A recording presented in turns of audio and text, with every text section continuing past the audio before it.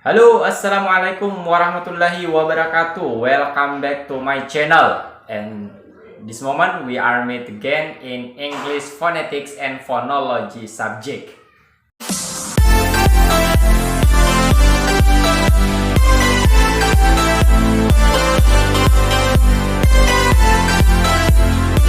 Baik teman-teman sekalian, pada pertemuan kali ini kita akan membahas tentang English konsonan. Namun sebelum membahas lebih lanjut, saya ingin menyampaikan kepada teman-teman sekalian bahwa dalam materi ini saya akan berbicara di balik layar. Hal ini saya lakukan atas dasar pertimbangan banyaknya definisi yang akan saya sampaikan, sehingga teman-teman dapat melihat apa yang saya sampaikan di layar dan sekaligus mendengarkan penjelasannya. Di samping itu, saya akan menggunakan gabungan bahasa antara bahasa Indonesia dan bahasa Inggris untuk memudahkan teman-teman memahami konsep dan definisi yang akan saya sampaikan. Okay, to make efficient the time, let's watch and listen carefully my explanation about English consonants, where I will explain about voicing, place of articulation, and manner of articulation. Firstly, let's talking about the definition of consonant. Consonant is a speech sound produced by a completely or partly stop in the air being breathed out through the mouth. Soch Hornby, Oxford Advanced Learner Dictionary. Consonant is a speech sound which is pronounced by stopping the air from flowing easily through the mouth, especially by closing the lips or touching the teeth with the tongue. Cambridge University Press, Cambridge Advanced Learners Dictionary.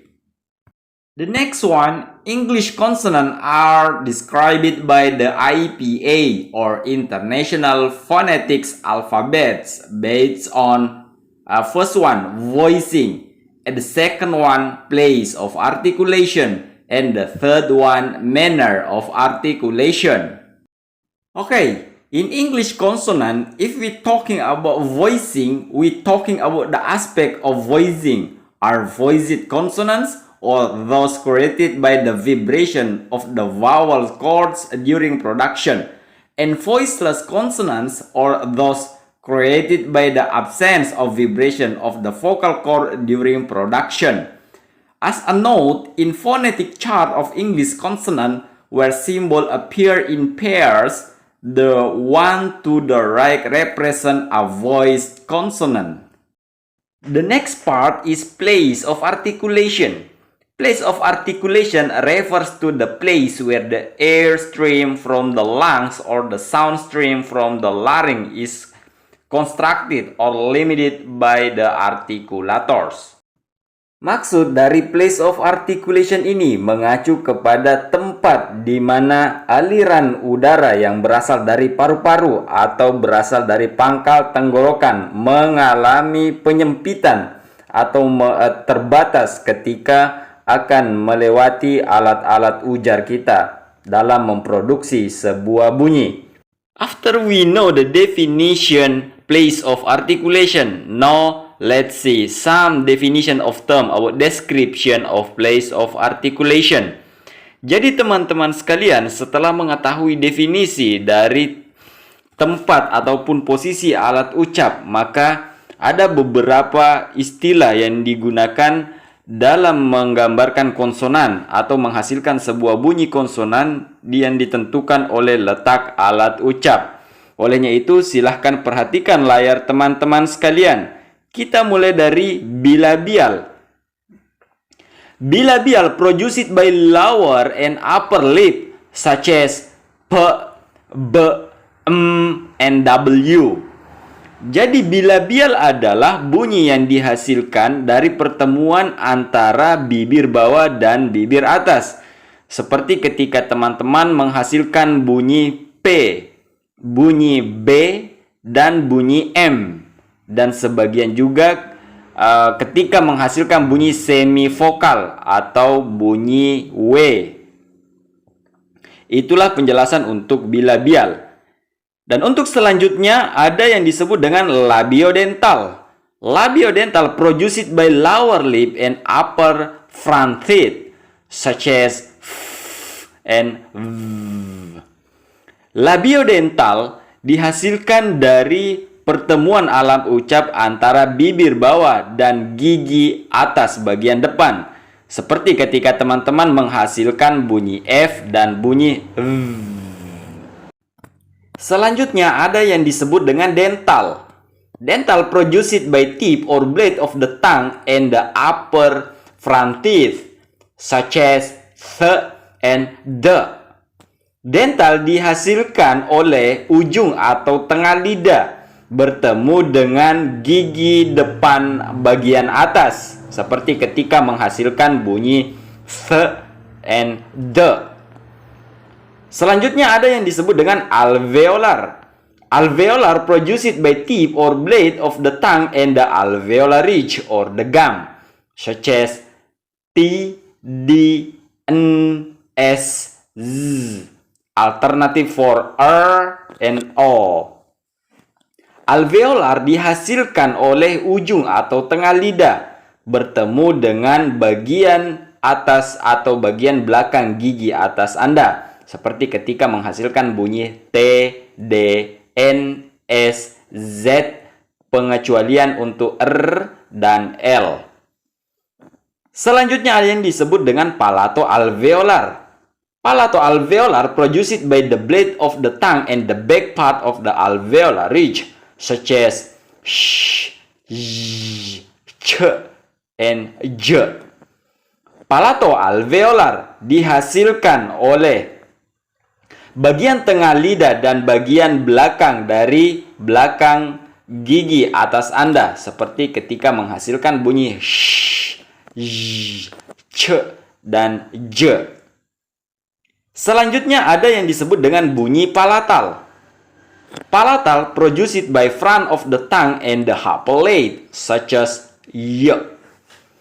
Palatal dihasilkan dari bagian depan lidah Anda menyentuh langit-langit keras, seperti ketika menghasilkan bunyi y. Selanjutnya ada yang disebut dengan velar. Velar produced by back of the tongue and the velum or palate, such as K, G, Ng, and W. Velar diproduksi dari bagian belakang lidah Anda menyentuh bagian langit-langit lunak, seperti ketika menghasilkan bunyi K, G, Ng, and W.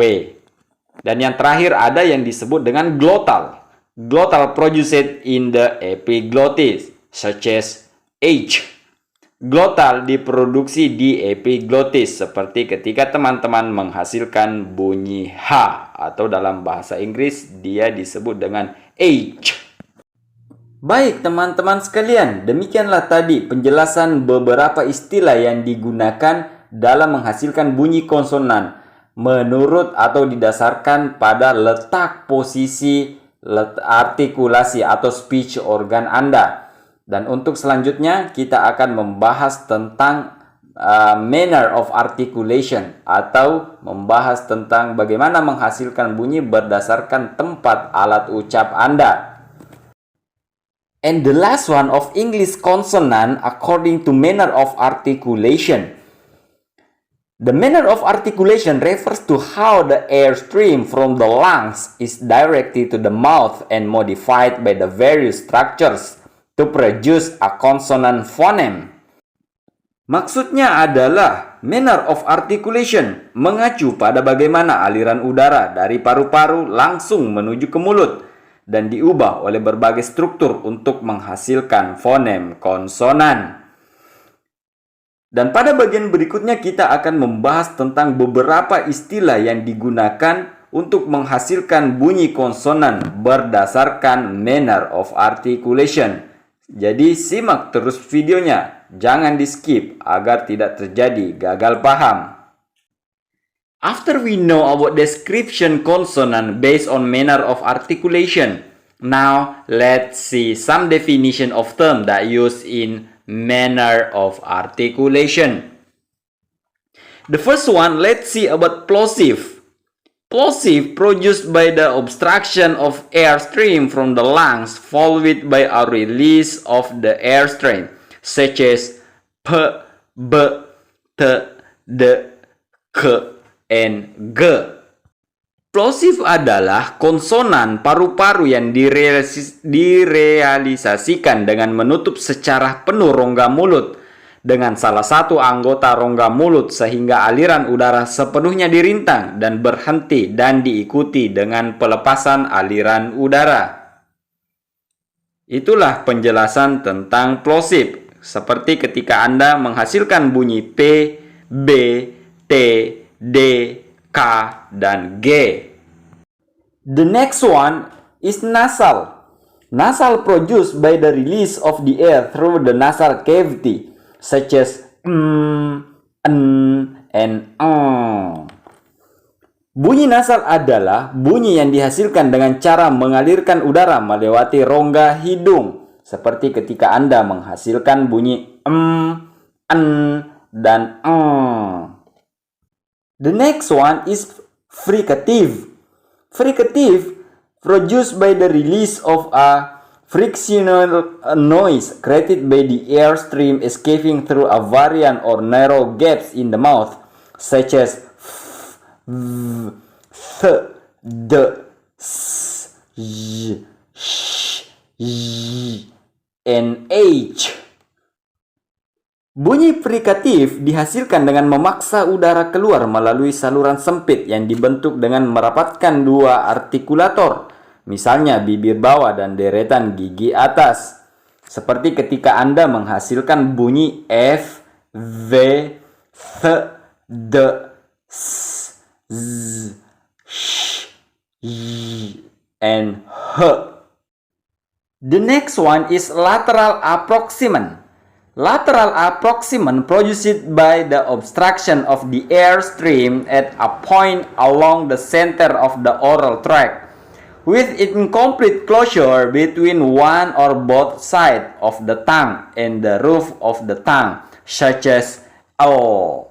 Approximant adalah bunyi fonetik yang direalisasikan antara lidah dan bibir tanpa seluruhnya kontak satu sama lain, yang melibatkan artikulator-artikulator mendekati satu sama lain tetapi tidak cukup tipis, atau dengan presisi yang cukup artikulatoris untuk membuat aliran turbulen.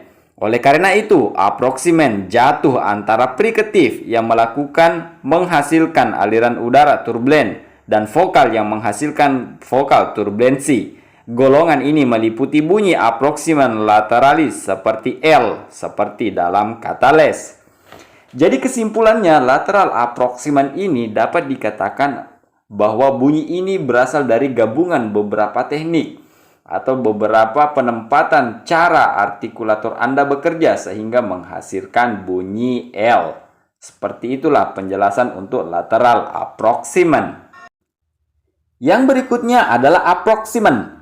Approximant produced by proximity or closeness of two articulators without turbulence, hard movement, and friction-like noise such as W, optional for R, and Y. Jadi bunyi approximant ini tidak jauh berbeda dengan apa yang saya jelaskan pada bagian lateral approximant, di mana terdapat dua pergeseran atau lebih, namun lebih kepada perbedaan antara opened dan closeness. Jadi kesimpulannya adalah perbedaan dari lateral approximant dan approximant itu sendiri tidak jauh berbeda, teman-teman sekalian. Dan pada bagian akhir ada yang disebut dengan affricative atau affricate.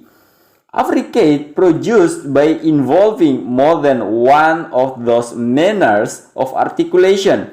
Firstly, produce the sound in the alveolar ridge, then follow it by combined with fricative sound such as ch and j.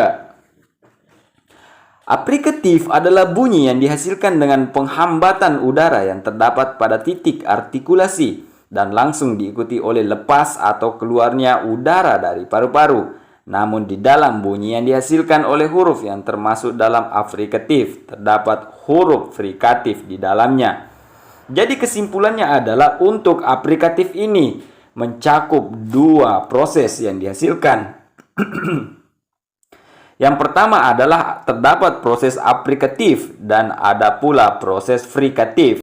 Baik teman-teman sekalian, demikianlah tadi penjelasan singkat saya tentang English consonant ditinjau dari segi voicing, ditinjau dari segi place of articulation, dan ditinjau dari segi manner of articulation. Dan untuk memahami lebih dalam tentang English consonant ini, khususnya ditinjau dari istilah-istilah yang telah saya sampaikan, saya sarankan kepada teman-teman untuk menonton video saya sebelumnya yang terkait dengan speech organ dan bagaimana mengucapkan English vowel dan English consonants. Karena pada video tersebut saya menjelaskan secara gamblang, secara ringkas, padat, dan sangat jelas. Sehingga saya memutuskan pada video kali ini untuk berbicara di belakang layar. Karena jika teman-teman mengalami kendala ataupun mengalami kesulitan dalam memahami, saya harap video saya sebelumnya akan membantu. Karena pada video tersebut saya berbicara di depan layar, bukan di belakang layar. Sehingga saya menunjukkan tempat-tempat artikulasi serta nama-nama organ ucap Anda yang digunakan untuk menghasilkan bunyi. Baik bunyi konsonan maupun bunyi vokal. Baik teman-teman sekalian, saya rasa cukup untuk penjelasan saya kali ini. Sekali lagi saya mohon maaf yang sebesar-besarnya jika dalam penjelasan saya banyak yang tidak jelas bagi teman-teman, ataupun ada beberapa kesalahan pengucapan, ataupun ada beberapa penjelasan yang bertele-tele. Namun seperti itulah adanya teman-teman. Terkhusus bagi teman-teman mahasiswa Universitas Laki Dende, materi ini adalah materi yang diperuntukkan dalam mata kuliah English Phonetics and Phonology. Dan pada bagian akhir saya ingin mengucapkan terima kasih yang sebesar-besarnya bagi teman-teman yang telah menonton video ini. Dan saya ingatkan kembali bagi yang baru bergabung di channel ini ataupun baru melihat video ini, saya mohon bantuannya agar mensubscribe channel ini. Dan tak lupa pula bagi teman-teman agar memberikan komentar yang sifatnya membangun. Kemudian jangan lupa pula untuk like, komen, dan share video ini agar lebih banyak lagi orang yang bisa memperoleh manfaat dari video ini. Terima kasih telah menonton. Sampai jumpa kembali di video saya selanjutnya. Wassalamualaikum warahmatullahi wabarakatuh.